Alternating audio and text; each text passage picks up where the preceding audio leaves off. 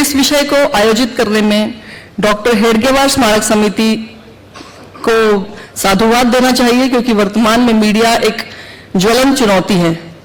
मैं अनुरोध करती हूं स्मारक समिति के अध्यक्ष हमारे आदरणीय ईश्वर जी हिंदुजा से कि वे हमारे अतिथियों को मंच पर लेकर आए। सभी अतिथि, आज के अतिथि मुख्य वक्ता हमारे हैं Shri Vivek ji Agnihotri. Buddha in traffic jam से सभी परिचित हैं, जो सिनेमा देखते हैं और सिनेमा में रुचि रखते हैं। विवेक जी से हम सभी परिचित हैं, विवेक जी नाम के परिचय के मोहताज नहीं हैं। हमारे मुख्य अतिथि हैं राजन जी देशमुख एवं उद्योगपति शिव सिंह जी मेहता। सभी का मंच पर स्वागत है।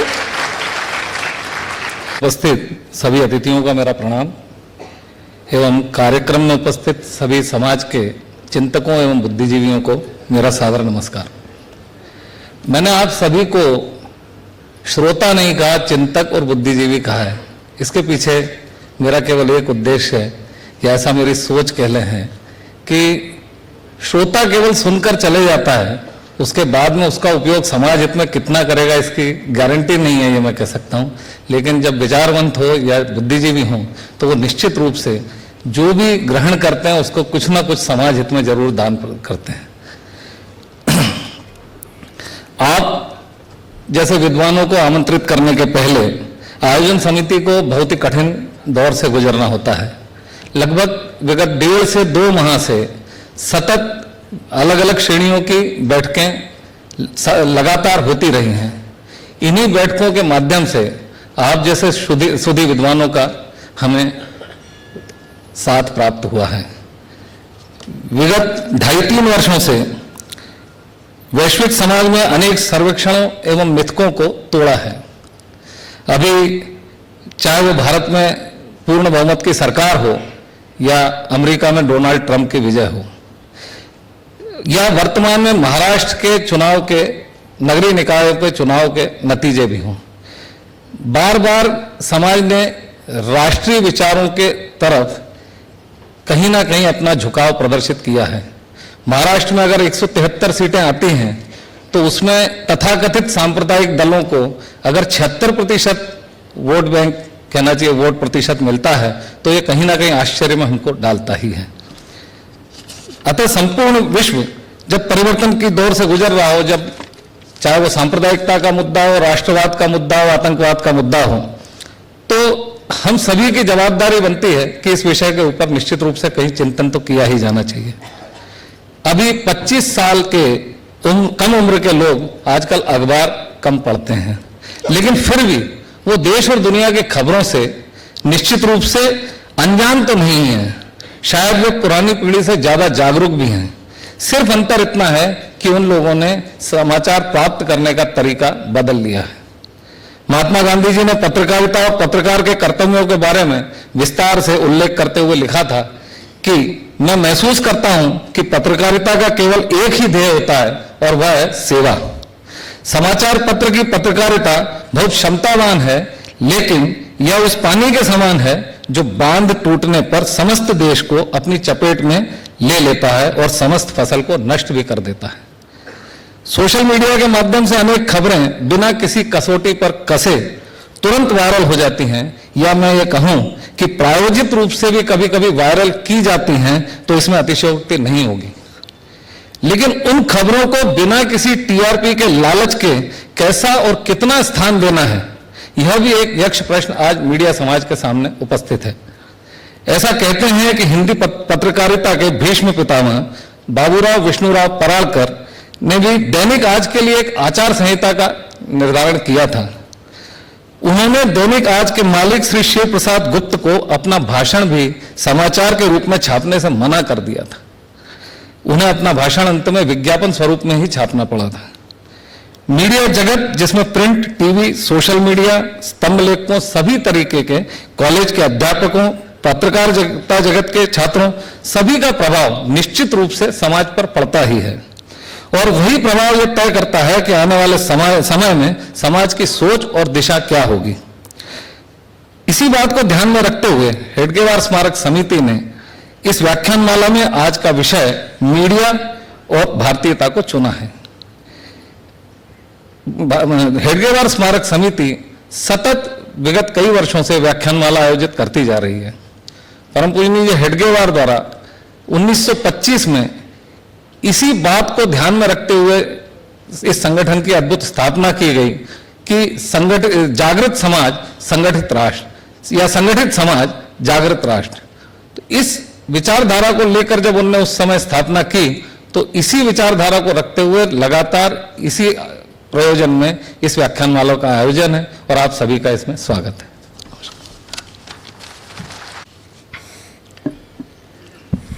माननीय श्री शिव सिंह जी मेहता, राजन जी देशमुख जी, मंच पर बैठे बाकी लोग और इंदौर के मेरे भाइयों और बहनों, मैं कल दिल्ली में था, आज मुझे कल सुबह रुड़की पहुंचना है, लेकिन जब मुझे पता चला कि इंदौर जाना है तो मैं ना नहीं कर पाया, इसलिए कि मैं महीने में 15-20 दिन ट्रैवल करता हूं और हिंदुस्तान के छोटे बड़े हर शहर में जाता हूं। लेकिन मेरा जो खास, मैं भोपाल का हूं, आप शायद सब लोग जानते होंगे। एक बात आप लोग शायद ना जानते हो कि मेरी ससुराल इंदौर में है। मेरी पत्नी पल्लवी, उनका परिवार यही है, तो मालवा से मेरा नाता है। लेकिन यह कारण नहीं है, हिंदुस्तान में भारत के जो मुझे लगता है इतना ट्रैवल करने के बाद जो 2 या 3 सबसे अच्छे, सबसे सभ्य, सबसे खूबसूरत शहर हैं, उनमें इंदौर मेरे ख्याल से पहले या दूसरे नंबर पे है।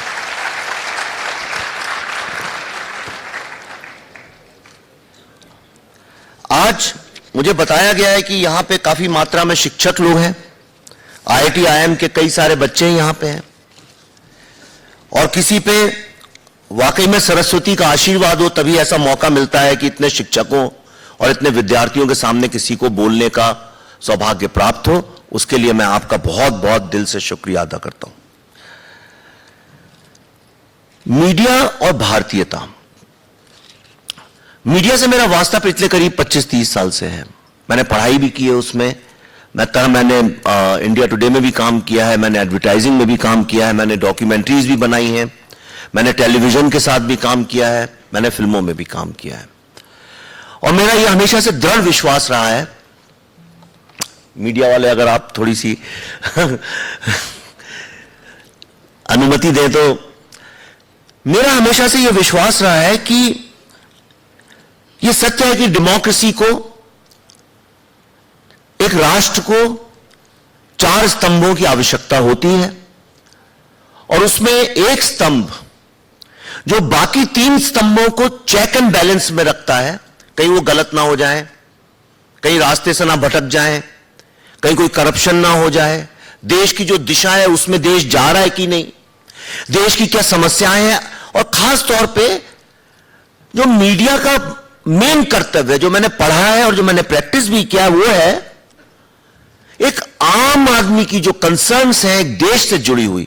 क्योंकि राष्ट्र क्या है हमारे बिना, भारतीयता की हम जब बात करते हैं, मैंने देखा है अक्सर हम लोग वो बात करते हैं जो हमारे करीब नहीं है, पर भारतीयता भारतीयों से ही बनती है। जो हमारी समस्याएं हैं, जो हमारे एस्पिरेशंस हैं, उन्हीं से तो भारत बनता है। तो ये मीडिया का कर्तव्य हो जाता है, और इसीलिए उसे बनाया गया है कि वो आम आदमी की छोटी से छोटी कंसर्न को, उनकी जरूरतों को, किस दिशा में वो जाना चाहते हैं, उन बातों को बाकी 3 पिलर्स के साथ जोड़े। मीडिया अगर कोई यह सोचता है कि एक इंडिपेंडेंट पिलर है तो यह बहुत बड़ी गलतफहमी है, और यह गलतफहमी भी मीडिया ने ही क्रिएट की है। जैसे हम यह कहते हैं कि राजनेता जो है, पॉलिटिशियंस हैं, वो लोगों के सेवक हैं, तो यह ना भूलें कि मीडिया भी आम आदमी का सेवक है। मीडिया कॉमन आदमी का सेवक है। यह मैं पृष्ठभूमि से ही शुरू करना चाहता हूं।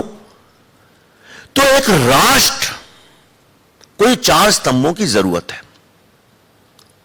लेकिन जब कोई एक स्तंभ राष्ट्र को ही डिस्टर्ब करने लगे, तब उस पर सवाल उठाना आवश्यक हो जाता है।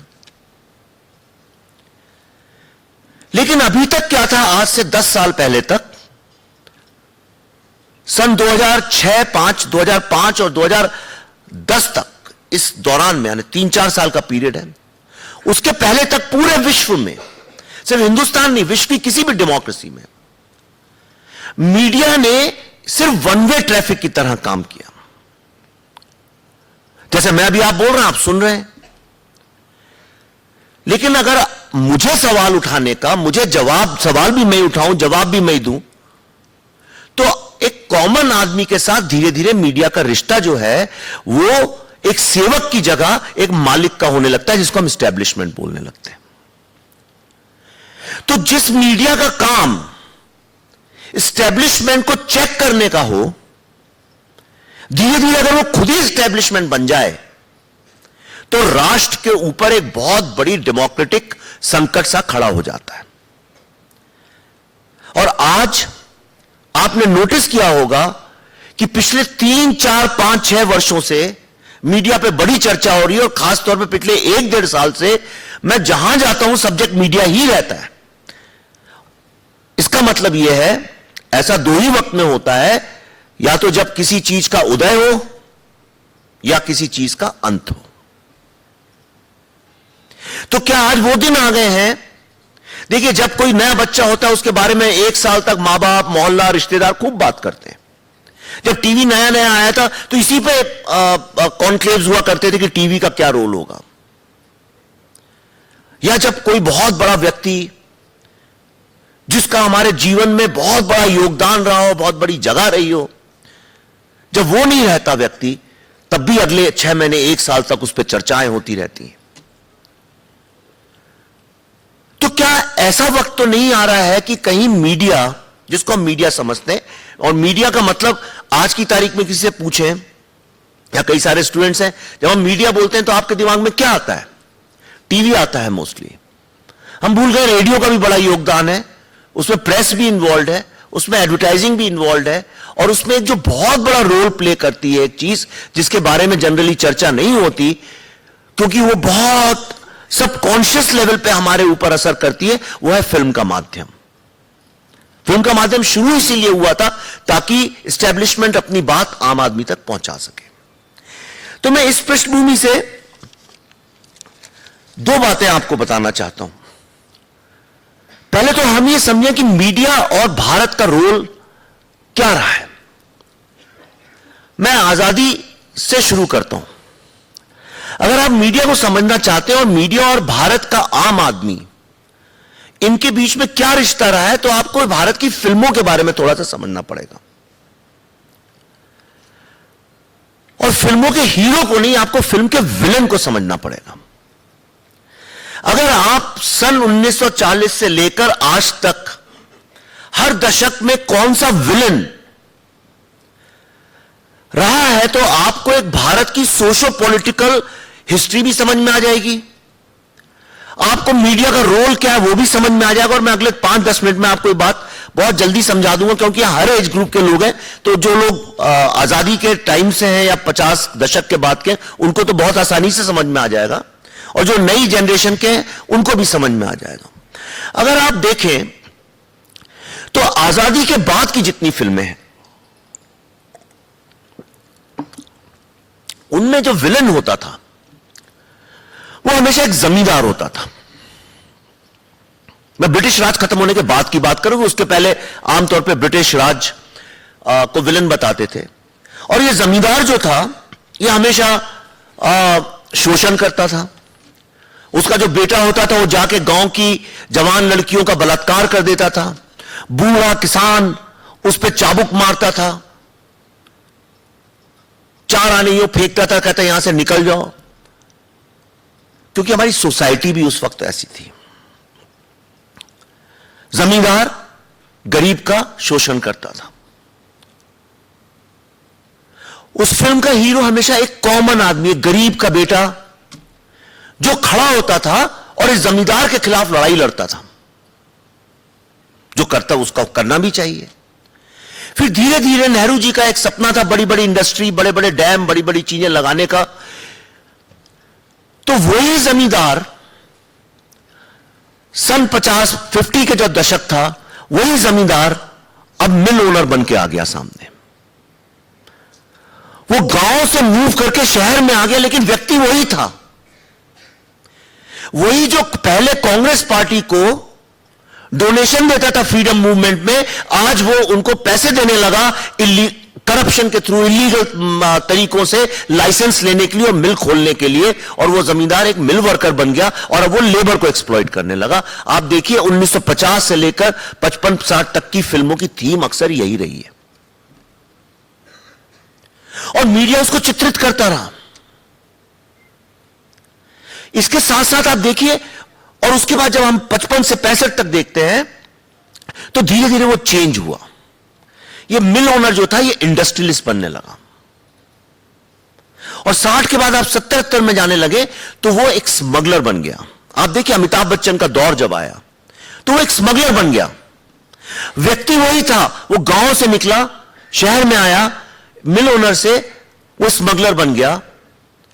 और यहां तक फिल्मों में हमेशा आपने देखा होगा एक जर्नलिस्ट जरूर होता था, या तो हीरो होता था जर्नलिस्ट, या एक हीरो का दोस्त होता था, या उस जर्नलिस्ट को फिल्म के बीच में मध्यांतर में मार डाला जाता था। और वो हमेशा एक गरीब, एक मिडिल क्लास, हिंदुस्तान के एक छोटे शहर से हिंदी बोलने वाला, तेलुगु और तमिल फिल्मों में तेलुगु तमिल बोलने वाला, बंगाली फिल्मों में बंगाली बोलने वाला, एक कुर्ता पहनने वाला, चप्पलें जिसकी पीछे से घिसी हो, एक झोला हो, यही उसका एक जीवन था। ऐसा एक जर्नलिस्ट हमेशा फिल्मों में दिखाया गया। 70-75 के बाद जो पोस्ट इमरजेंसी पीरियड है, वहां से लेकर 85 तक आप अगर हिंदुस्तान की फिल्में देखें तो ये विलन धीरे धीरे आईपीएस पुलिस ऑफिसर बन गया। यही जो विलन था या तो ये मंत्री बन गया, और ये साठगांठ में एक सरकार के साथ साहूकार, मैंने छोड़ दिया उसको क्योंकि जमींदारों से ही मैं जोड़ता हूं उसको, इसलिए मैं उसके डिटेल में मैं 3-4 घंटे बोल सकता हूं, पर हमारा विषय कुछ और है और मैं दृष्टि आपकी कहीं और डालना चाहता हूं।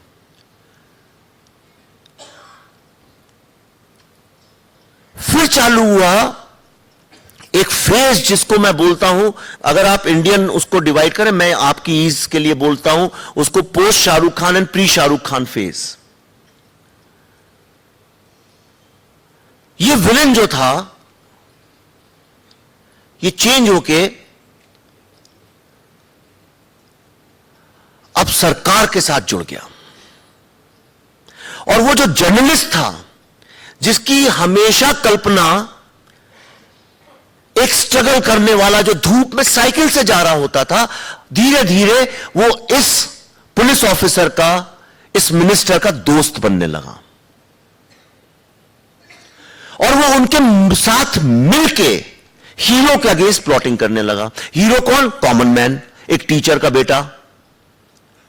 हीरो हिंदुस्तानी फिल्मों के शाहरुख खान के पहले की अगर आप फिल्में देखें, अगर वो समाज को दिखाती हैं तो वो हमेशा एक टीचर का बेटा होगा, एक क्लर्क का बेटा होगा, एक किसान का बेटा होगा, एक हिंदुस्तान का आम आदमी। क्योंकि आज भी 70-80% लोग अगर आप देखें तो एक सिंपल आम आदमी उन्हीं का बेटा हुआ करता था। यहां से धीरे धीरे चेंज हुआ। सन 2000 के बाद अगर आप देखें पिछले 10 सालों की फिल्में, तो आज जो जर्नलिस्ट है वो एसयूवी में चलता है, फिल्मों में बड़े बंगलों में रहता है।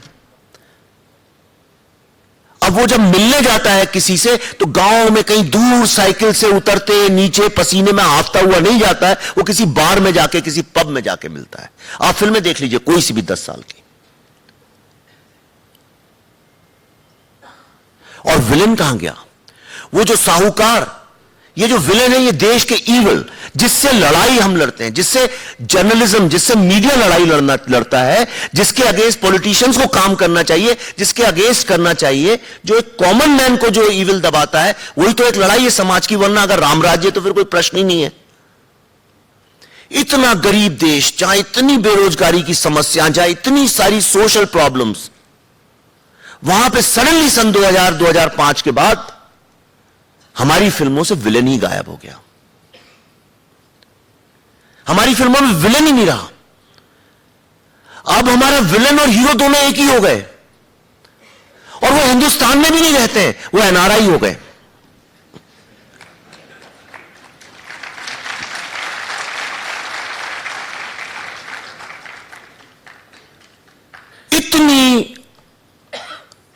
अफसोस की बात है, आप अगर चेकोस्लोवाकिया जा रहे हो पहली बार, इटली जा रहे हो पहली बार, पोलैंड जा रहे हो, जापान जा रहे हो, विश्व के किसी भी देश में, ये मेरी चुनौती है, विश्व के किसी भी देश में जा रहे हो आप, इंक्लूडिंग बांग्लादेश,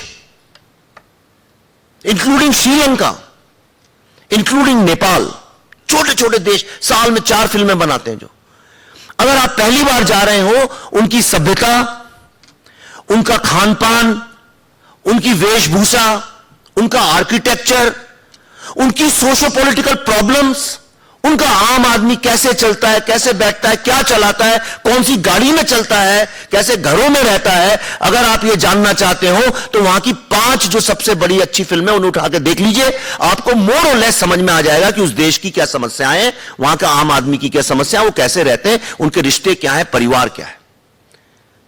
पर गलती से अगर किसी ने हिंदुस्तान आना है और हमारी 5 फिल्में देख ले तो वो लंदन और न्यूयॉर्क के बारे में सब जान जाएगा, भारत के बारे में कुछ नहीं जान पाएगा।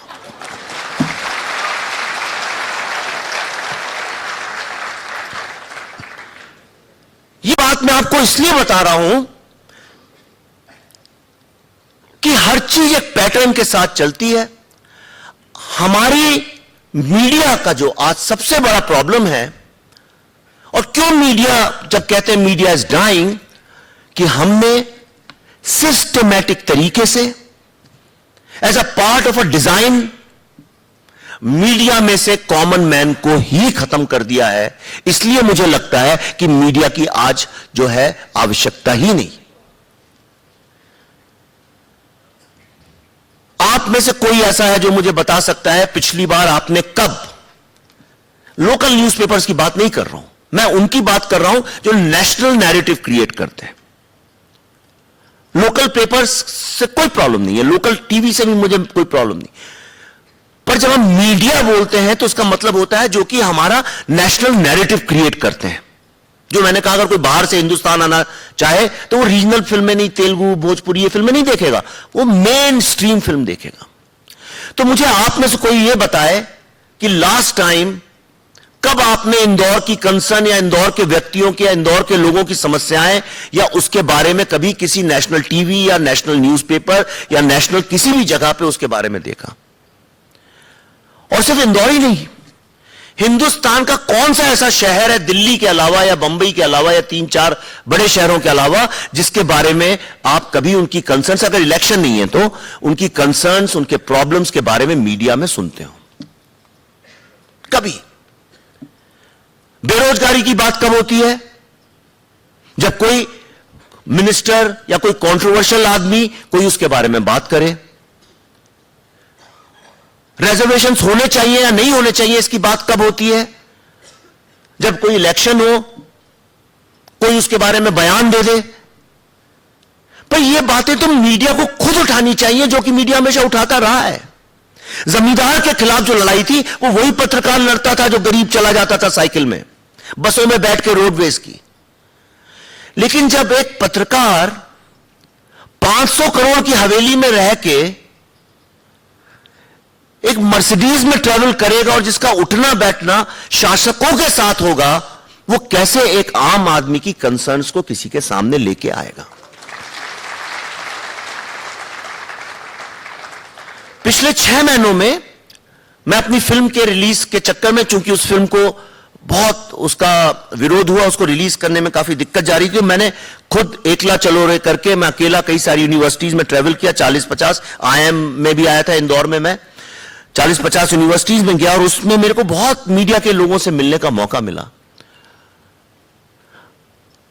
हम जिसको मीडिया बोलते हैं, एक्चुअली मीडिया वो है नहीं। आज भी तमाम यंग लड़के लड़कियां बहुत गरीबी में, बहुत मेहनत करके बेचारे कुछ करने की कोशिश करते हैं,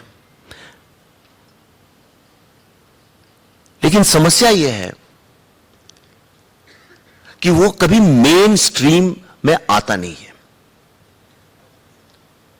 और मैं आपको उसका रीजन बताता हूं। मैं भारतीयता पे आऊंगा, लेकिन मीडिया और भारतीयता के बीच की बात है तो मैं आपको बता रहा हूं क्यों वो भारतीयता हमको दिखती नहीं है। जब मैंने ये फिल्म बनानी शुरू की थी, बुद्धा इन अ ट्रैफिक जैम, तो हमारे पास ऐसा कुछ नहीं था कि हमें कोई पॉलिटिकल स्टेटमेंट करना है या हमें कुछ करना है। ये film Indian School of Business Hyderabad में, one of the 10 best business schools है दुनिया में, उसके लड़कों के एक प्रोजेक्ट की तरह से शुरू किया था। और हमने कहा कि एक ऐसे सब्जेक्ट पे बनाते हैं जिस विषय पे कभी कुछ बोला नहीं गया। और जब हम रिसर्च करते करते सडनली, और मैं बिल्कुल, मुझे पॉलिटिक्स से कुछ लेना देना भी नहीं था, लेकिन रिसर्च करते करते मुझे एक बात समझ में आई जो कि फैक्चुअल है। और ये फिल्म 2012 में बनी थी, तो इसलिए तब तक कन्हैया का जन्म नहीं हुआ था। जो हमें समझ में आया कि इस देश का जो सबसे बड़ा प्रॉब्लम है, इस देश की थ्रेट पाकिस्तान से नहीं है, मैं बताऊं, वो तो आर्मी लड़ सकती है। आप 10,000 बम ला सके, गिरा सकते हैं, उनके पास अगर 100 प्लेन है, आप 200 प्लेन ले आइए। भारत को खतरा उससे नहीं है। भारत का सबसे बड़ा खतरा भारत के इन 4 स्तंभों में से एक स्तंभ से। और ये मैंने ऐसे रियलाइज किया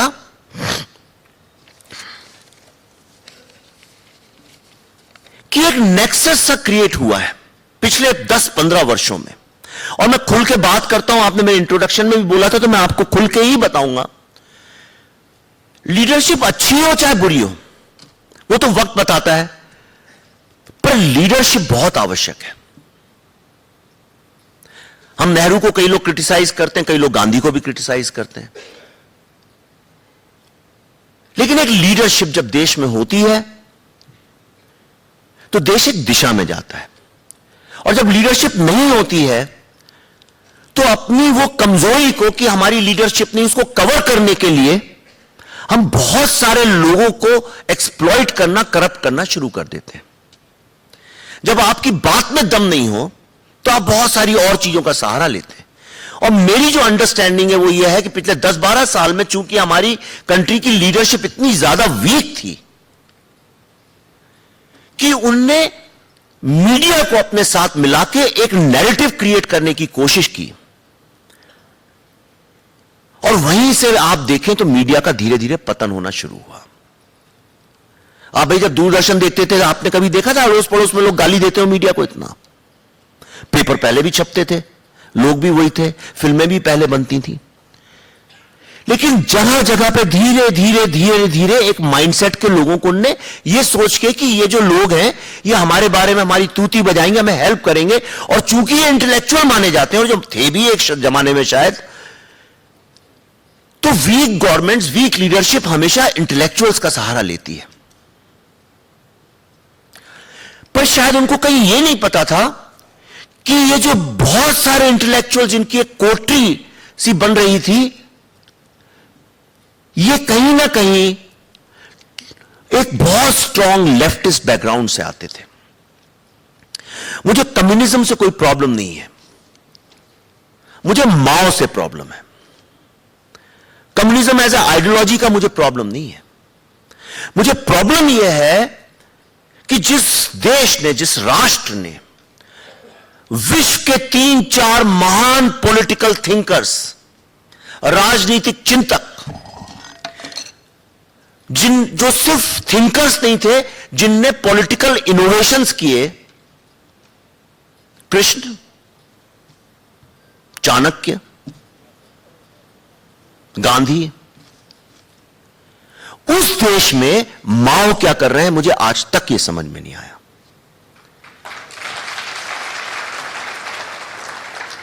एक 120 करोड़ लोगों का देश, मैं बाकी नहीं माने तो कम से कम 5000 साल का इतिहास, एंशिएंट प्राचीन इतिहास का देश, इतने सारे इन्वेजन्स के बावजूद जिंदा, विश्व का 3रा सबसे इंपॉर्टेंट देश, जिसकी अपनी एक पॉलिटिकल थिंकिंग रही है हमेशा से। चाणक्य को मैं हार्वर्ड में पढ़ता था, वहां पे चाणक्य को कोट किया जाता है, माओ को नहीं कोट किया जाता है। क्या उस देश में इतनी इंटेलेक्चुअल बैंक्रप्सी आ गई कि हमें माओ का सहारा लेना पड़ रहा है? और आज हिंदुस्तान का 45-40 तो आप गूगल में ही पढ़ सकते हैं, पर एक्चुअल फिगर 45% भारत का ज्योग्राफिकल हिस्सा 45% हिंदुस्तान आज माओवाद से घिरा हुआ है, माओवाद के आतंक में है।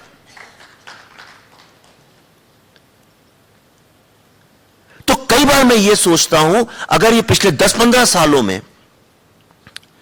जगह जगह हर इंस्टीट्यूशन में, यूनिवर्सिटीज में, एनजीओज में ऐसी कोई जगह नहीं है जहां पे इनको धीरे धीरे प्लांट, मैं मानने को तैयार हूं, हो सकता है इसलिए ना किया हो कि ऐसा किसी का इरादा था अनजाने में जाने में, लेकिन ऐसी स्थिति खड़ी हो गई। Communist party of India CPIM का जो प्रिंटेड, आप सब जानते ही होंगे, ऐसी कोई नॉलेज नहीं दे रहा हूं जो सिर्फ मेरे पास हो, उनका जो प्रिंटेड 5 स्ट्रेटेजी डॉक्यूमेंट्स हैं, उसमें उनका ऑब्जेक्टिव है सन 2025 तक भारत की जो स्टेट है उसको गिरा देना विद आर्म्ड स्ट्रगल, बंदूकों के सहारे से। लेकिन चूंकि यह काम गांव में, जंगल में बैठ के नहीं किया जा सकता है, इसके लिए शहर में आना ही पड़ेगा उनको। दिल्ली, भोपाल, बंबई, लखनऊ, इन सब शहरों में जाके तभी तो स्टेट पलटेंगे। पर वो कैसे किया जाए? तो उनका जो रिटन डॉक्यूमेंट है उसमें उनने कहा है कि इसके लिए हमें फ्रंट ऑर्गेनाइजेशंस बनानी है। और वो जो फ्रंट ऑर्गेनाइजेशंस हैं उसमें 5 पिलर्स हैं उसके। Number 1 lawyers, number 2 activists, number 3 academia, professors and students, number 4 labour and number 5 media. तो आप जो देख रहे हैं ये 24 घंटे एक नेगेटिव, एक क्योस, और उसकी स्ट्रेटेजी क्या है कि एक इस तरह का क्योस का वातावरण क्रिएट किया जाए जहां पे एक आम आदमी थक के, हार के कहे इतनी बुरी हालत है इस देश की, इधर ये है, उधर कश्मीर है, सब जगह इतना क्योस है, प्रॉब्लम है कि अब कुछ भी हो, कुछ भी करो भैया, हमें इससे मुक्ति दिलाओ। और जब वो स्टेज क्रिएट हो जाए जहां पे कि एक आम आदमी की बैकबोन टूट जाए, that is the right time to attack the state and topple the state with armed struggle. ये उनका रिटन डॉक्यूमेंट है और they are playing the game with a script. एक जैसे स्क्रिप्ट, स्क्रीन प्ले को हम लोग फिल्म बनाते हैं, उस तरह से नक्सल मूवमेंट, माओइस्ट मूवमेंट जिसको हम बोलते हैं, जो सीपीआईएम का रिटन डॉक्यूमेंट है, उसमें स्टेप बाय स्टेप जो है वैसा ही चल रहा है। जब मुझे यह पता चला तब मुझे लगा कि इस देश में खतरा बाहर से नहीं, खतरा अंदर से है।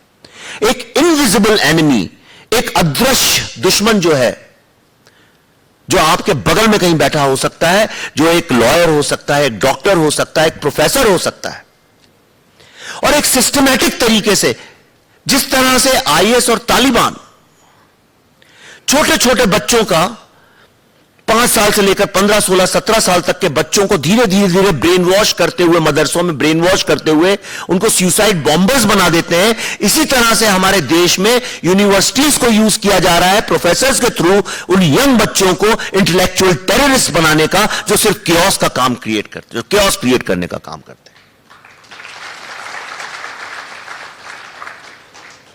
और यह सिर्फ मीडिया के ही जरिए हो रहा है। मैंने अपने घर में पिछले 1 साल से 1.5 साल से हमारे घर में टेलीविजन का कनेक्शन काट दिया है। और जिस दिन से हमने काटा है, मेरे 2 जवान बच्चे हैं, उन्हीं ने बोला था कि काट दीजिए। जब से काटा है मुझे सडनली भारत इतना प्यारा, इतना खूबसूरत, इतना अच्छा लगने लगा है। आज जब मैं आप लोगों से बात कर रहा हूं तो मैं इतने प्यार से, इतनी इज्जत से और इतने स्नेह के साथ बात कर रहा हूं, मैं अपने दिल से बोल रहा हूं, आपको समझ में ही आ गया होगा। मैं कोई रिटर्न इसलिए कर रहा हूं कि मुझे आप में और मेरे बीच में दूरी ही नहीं लग रही, क्योंकि मैं भी भारतीय हूं, आप भी भारतीय हैं।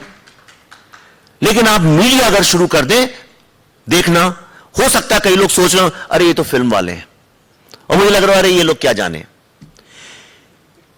तो उनका जो स्टेटेड डॉक्यूमेंट है वो कहता है कि लोगों को डिवाइड करो। हम भारतीयता की बात करते हैं, मैं देखिए बुद्ध, कृष्ण, विवेकानंद, वेदों, इन सब की बात तो आप लोग दिग्गज लोग हैं, आप करते ही रहते हैं, सब जानते ही हैं। मैं आपको वो भारत दिखाना चाहता हूं जिस भारतीयता की बात कोई करता ही नहीं है। और आज का भारत जो है वही असली भारतीयता है, परसों का भारत नहीं है। और जो भारत कल होने वाला है वही असली भारतीयता है। तो जो आज का भारत है उसमें मीडिया जो रोल प्ले कर रहा है, तो मीडिया को कैसे यूज करते हैं।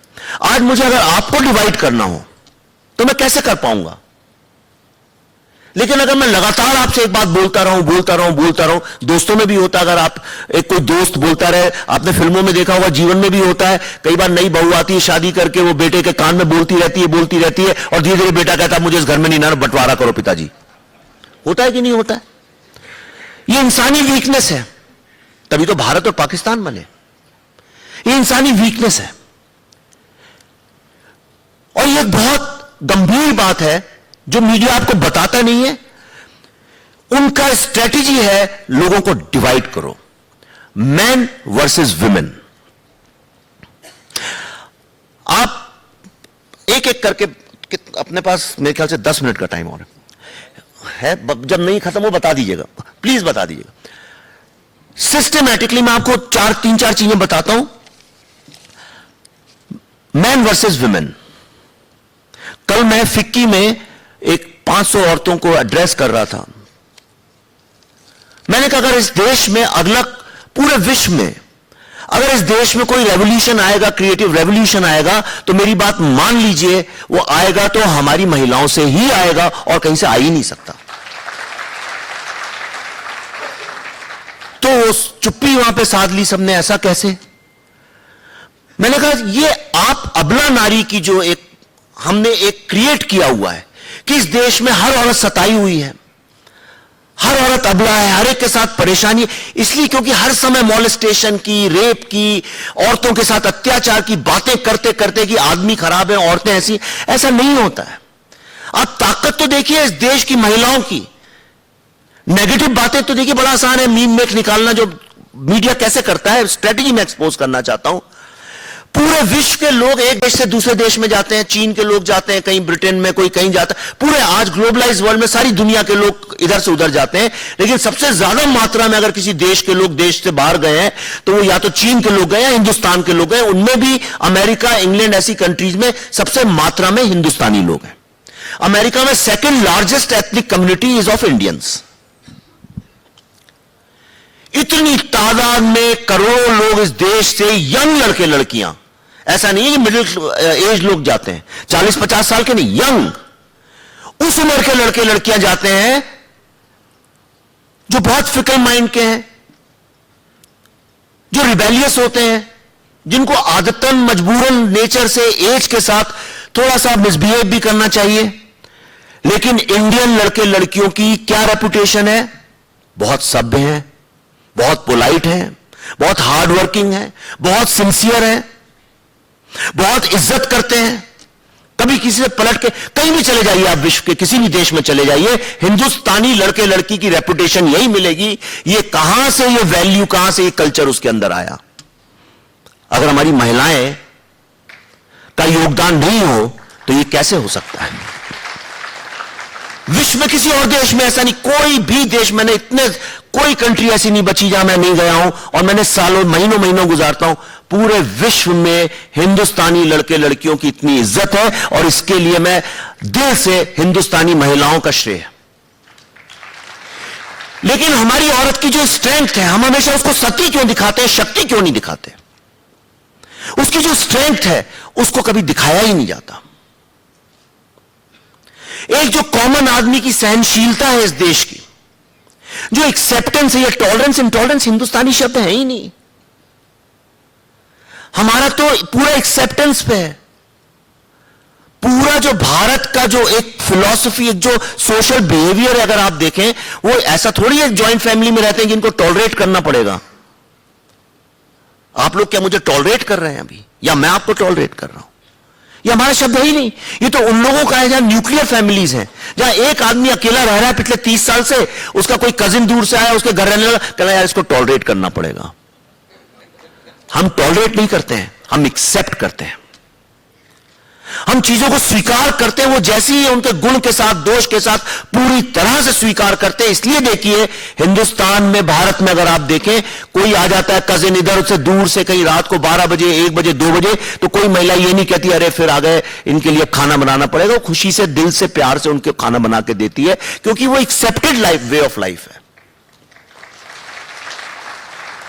तो ये मैन वर्सेस विमेन, ये डिवाइड, बेंगलोर में वो लड़की को मोलेस्ट किया या नहीं किया, ये बात में होगी, लड़की का नाम आता नहीं है कि इमीडिएटली सारा का सारा मीडिया और वही लोग, कविता कृष्णन, वही आपके मार्क्सिस्ट लोग सब टीवी पे आके ये चिल्लाने लगते हैं कि इस देश के तो आदमी जो है सारे रेपिस्ट हैं, और सारी दुनिया में रेपुटेशन हो गई है। उसके बाद हिंदू वर्सेस मुस्लिम, इस पे भी 2 सेकंड बात कर लेते हैं। पिछले 2 साल से मेरा एक कजिन अमेरिका से आया, एक मेरा नेफ्यू अमेरिका से आया हुआ है, और उस कभी इंडिया आया नहीं था, अभी 2 साल से रह रहा है। उसको ऐसा लगने लगा है कि हिंदुस्तान में जो मुस्लिम लोग हैं उनका एक ही काम है, किसी तरह से गाय को देखो, काटो, मारो और खाओ। हम लोग यूपी के रहने वाले हैं। धनेरा एक गांव है शाहजहानपुर के पास, वहां आज भी बिजली और पानी नहीं है। अब कोई रहा नहीं, मेरे पिताजी ने, कोई नहीं रहा, पर हमारे कुछ छोटे मोटे खेत हैं और हमारी गायें, जो गांव में आप जानते हो गायें होती हैं, उनके बच्चे होते रहते हैं, वो परिवार पालते रहते हैं, बढ़ती रहती है, उनसे घर जैसा रिश्ता हो जाता है। पर जब कोई रहा नहीं वहां पे, तो वो गाय 5-6 का उनके बछड़े कहां जाए वो, आप जानते हैं उनकी देखभाल कौन करता है? हमारे गांव का जुलाहा जो मुस्लिम है, और हमारे गांव के मुस्लिम लोग गाय की पूजा करते हैं, गाय को नहीं खाते। और आप उत्तर प्रदेश बिहार में जाएं, आपको अक्सर ऐसा मिलेगा, जगह जगह गांव में आज भी ऐसा है। लेकिन एक पिक्चर ऐसी क्रिएट की गई, हमने डिवाइड करने की कोशिश की। मैं सारे कैंपसेस में घूमा हूं, मैंने श्री अमित शाह जी को एक फंक्शन में भी बोला था, कैंपसेस को यूज किया जा रहा है to create a Hindu Dalit divide. यह काम मीडिया कर रहा है। ऐसे स्टूडेंट्स पढ़ते हैं, आपके बच्चे और आप लोग भी पढ़ते होंगे, आपने कभी देखा है आपके कॉलेज में नेचुरल, आप क्लास में जब बैठते हैं कि आपका किसी से झगड़ा इसलिए हो रहा है कि भाई तुम मुस्लिम क्यों, तुम दलित क्यों? क्या कारण है? रोहित वेमुला जब उसकी डेथ हुई, जब सुसाइड हुआ उसका, आप लोगों ने ध्यान नहीं दिया होगा, उसकी डेथ के 1 घंटे के बाद सोशल मीडिया में फिल्में आ गई, ऐसे ब्लैक एंड व्हाइट में कोई बैठा है, उसकी चिट्ठियां पढ़ रहा है, रोने धोने की ऐसी पिक्चरें आ गई जैसे कि दुनिया का सबसे बड़ा संकट खड़ा हो गया है। 1 घंटे में कौन फिल्म बना सकता है? वही बना सकता है जो तत्पर बैठा हो कि कोई मौका मिले और हम कुछ बोलें। भाई मोहल्ले में कई ऐसे होते हैं ना, बूढ़े बूढ़े या कोई विधवा बुआ जी या कोई बूढ़ा व्यक्ति किनारे बैठे रहते हैं, वो यही देखते रहते हैं ये साला लड़का कब कुछ गलत करे, मैं इसके पिताजी से आके शिकायत करूं इसकी।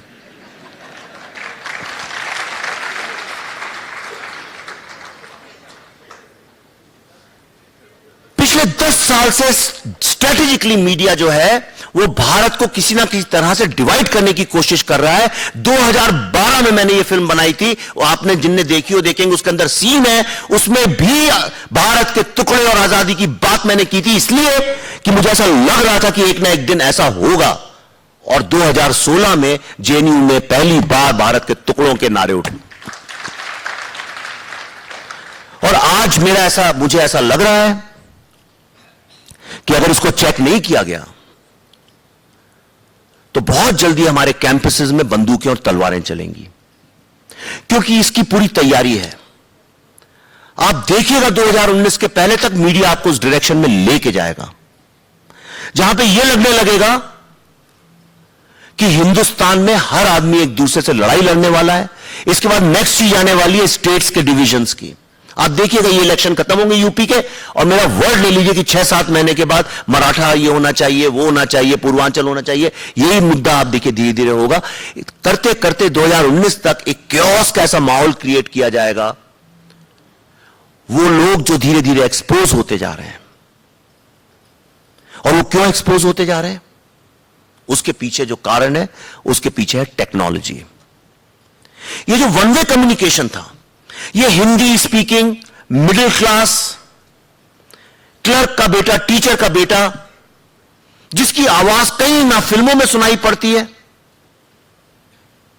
फिल्में हिट होती है, वो दबंग होती है, ठीक है, गांव का लड़का दिखाते पर वो हिंदुस्तानी गांव का लड़का नहीं है, वो एक सब इंस्पेक्टर का बेटा नहीं है, वो कोई और ही है। तो ये लड़के लड़की की जब आवाज, एक कॉमन आदमी की, आपकी आवाज, मेरी आवाज जब कहीं सारी खत्म हो गई, तब एक टेक्नोलॉजी आई जिसने हमको एक ताकत दी कि हम अपनी बात आप तक पहुंचा सकें बिना मीडिया के सहारे के, जिसको हम आज सोशल मीडिया कहते हैं। और ये जो पढ़े लिखे हमारी जो नई जनरेशन के लड़के थे, जिन बहुत दिनों से गुबार जिनके अंदर था, इन लोगों ने धीरे धीरे मीडिया के जो झूठ हैं उनको एक्सपोज करना शुरू किया। मैंने जब पहली बार सोशल मीडिया यूज करना शुरू किया था, वो इसलिए किया था कि मैं बहुत क्रोध के साथ शुरू किया था। मैंने कहीं पे एक वर्ड पढ़ा, इंटरनेट हिंदूज, और हिंदूज लिखा था HINDOOS, जिस तरह से अंग्रेज या मुस्लिम उस जमाने में प्रोनाउंस करते थे, जो डेरोगेटरी तरीका है बोलने का। और इसको क्वाइन किया था श्रीमती सागरिका घोष ने, ये उनकी देन है हमें।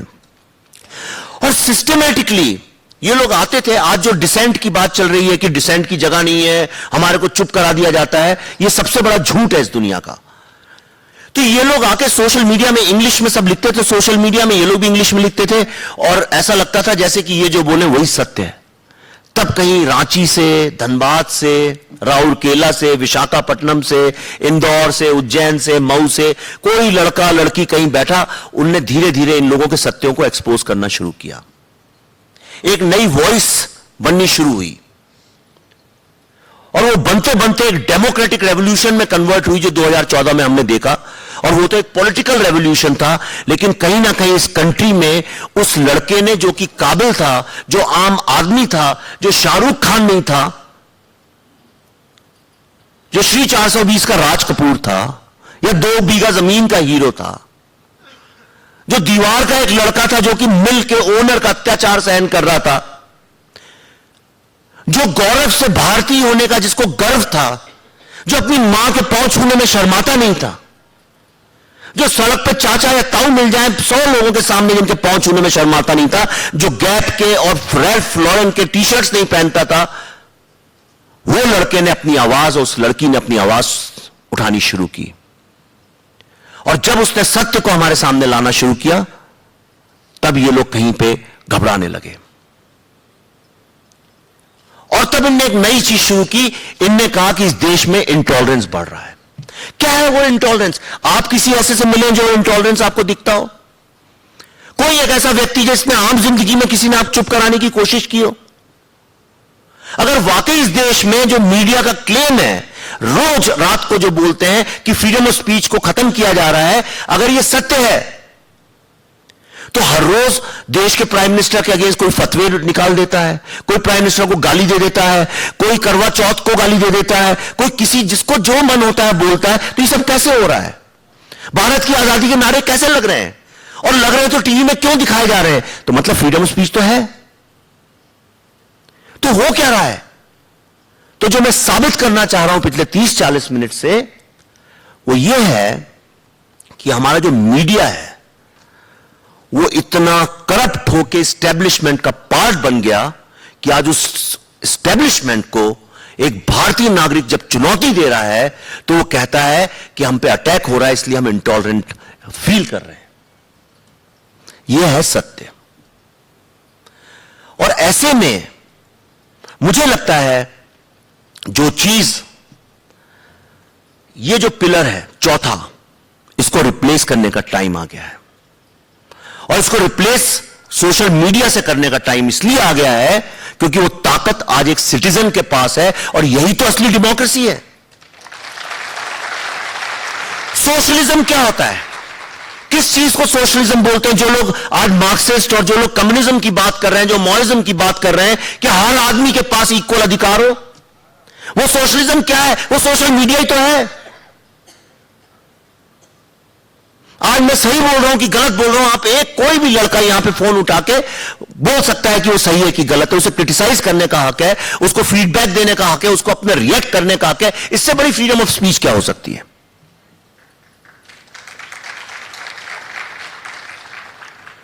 तो वो मीडिया जो आपकी कंसर्न्स नहीं समझता, जो आपके एस्पिरेशंस नहीं समझता, आप जिन लोगों को इज्जत करते हैं, जो पूजनीय मानते हैं, जिनकी पूजा करते हैं, उनके बारे में जो मीडिया हर समय आपको यह बताने की कोशिश करता है क्यों वो खराब लोग थे, उस मीडिया की सिर्फ हिंदुस्तान नहीं, अगर आप देखें पूरे विश्व में वो जो फॉरगॉटन आदमी है, जिसके बारे में हमने सोचना ही बंद कर दिया था, उसने आज अपनी आवाज उठाई है।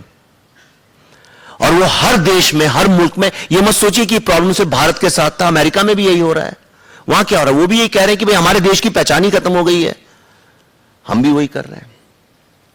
तो भारतीयता जो है वो बेसिकली, कितनी भी गर्मी हो, कितनी भी हम पे विपदाएं पड़े, कितने भी कष्ट आए, उसके बावजूद मुस्कुराते हुए जिंदा रहना, एक दूसरे की मदद करना। आज ही हमारी बड़ी बातचीत चल रही थी कि सेवा, हमारे यहां सेवा का जो है वो एक फॉर्मल सेक्टर की तरह से नहीं है। मुझे डॉक्टर मोड बता रहे थे कि ब्रिटेन वगैरह में सब जगह पे लोग जब चैरिटी करते हैं या सेवा करते हैं तो उसमें 43% जो है खुद ही रख लेते हैं कि भाई हमारा खर्चा अर्चा हुआ, ये सब हुआ, और हम मैनेजरियल पोस्ट के लिए ली, तो जो चैरिटी है वो आपके पास से 47% पहुंचती है। पर हमारे ऐसा नहीं है। हमारे यहां जब एक औरत गाय को रोटी खिलाने जाती है तो ये नहीं कहती कि चाहे 4 रोटी है तो इसमें से 15 पैसे मेरे आने में खर्च हुए तो उसका भी मैं एडजस्ट कर लूं, ऐसा कुछ नहीं है। तो हमारे ये सब इनफॉर्मल सेक्टर की तरह से है। जब पूरा विश्व जब वेस्ट के लोग एक्सप्लोर कर रहे थे, देखिए एक्सप्लोर करना इंसान का नेचर, इसका किसी देश से लेना देना नहीं। जब वो लोग एक्सप्लोर करके नए कॉन्टिनेंट्स ढूंढ रहे थे, अमेरिका हो, नए न्यूजीलैंड हो, ऑस्ट्रेलिया हो, नए भूगोलिक फिजिकल कॉन्टिनेंट्स ढूंढ रहे थे, उस वक्त भारत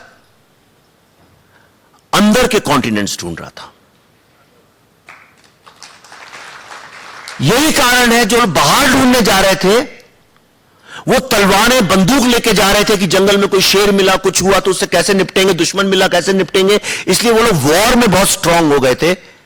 लेकिन भारत में हम लोग आंखें बंद करके अपने अंदर के डीमंस को, अंदर के शेरों को, अंदर के दुश्मनों को ढूंढ रहे थे और हम नए कॉन्टिनेंट्स ढूंढ रहे थे। यही कारण है कि हमें कई बार लोगों ने इन्वेड किया।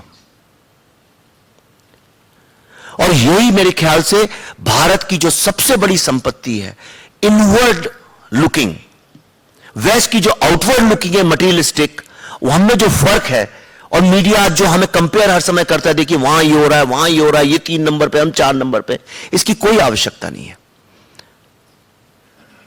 तो जो ये सोशल मीडिया की जो ताकत है, ये एक नया मीडिया है। फिल्मों का आप देखिए, मेरी पहली फिल्म थी, पर ऐसी कई होंगी, हमने अपनी फिल्म का 1 पैसा, हमारे पास पैसे भी नहीं थे, 1 पैसा ना हमने टीवी में ना प्रिंट में किया, हमने सिर्फ सोशल मीडिया के तरीके से किया। उस फिल्म में जाके 30 अवार्ड जीते, इतना सब किया, और धीरे धीरे जो है वो अपने आप में एक पैटर्न बना। आज आपके पास इतनी बड़ी ताकत है कि आपको मीडिया की चिंता करने की जरूरत नहीं है। और जब भारतीय व्यक्ति, फिल्मों के साथ क्या प्रॉब्लम है कि फिल्मों की जो स्क्रिप्ट राइटिंग है वो कोई ऐसा व्यक्ति नहीं लिखता जो भारत को जरा भी जानता हो।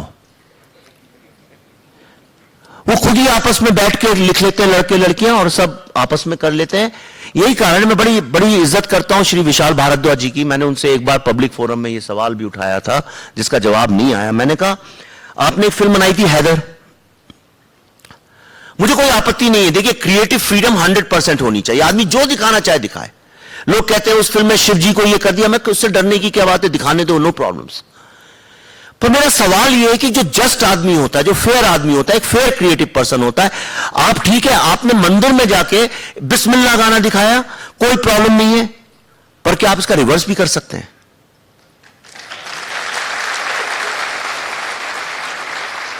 अगर आप इसके रिवर्स करने की ताकत नहीं रखते तो उस क्रिएटिविटी का कोई मायना ही नहीं है। ये फॉल्स आइडियोलॉजी क्रिएट करना है। ऐसे मीडिया को एक इनविजिबल एनिमी की तरह से देखना चाहिए, उसको एक्सपोज करना बहुत आवश्यक है। ये यंग लड़के लड़कियां जो मेहनत करते हैं, आपने सर, आप बैठे इतने सीनियर, मैंने देखा है अपनी आंखों से, आपके यहां कितने पत्रकार गए होंगे, कितना सैक्रिफाइस जाता है इस देश की आजादी में, कितना सैक्रिफाइस जर्नलिस्ट का है। आज आपको कोई जर्नलिस्ट मिलता है जो 1 सेकंड के लिए सैक्रिफाइस करने को तैयार है?